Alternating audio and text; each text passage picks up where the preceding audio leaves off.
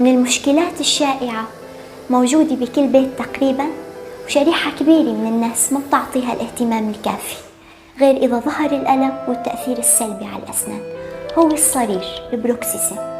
هو اضطراب حركي لا إرادي بيتمثل باحتكاك شديد بين أسنان الفكين، يصدر عن هذا الاحتكاك صوت مزعج وأكثر الأوقات حدوثا أثناء النوم.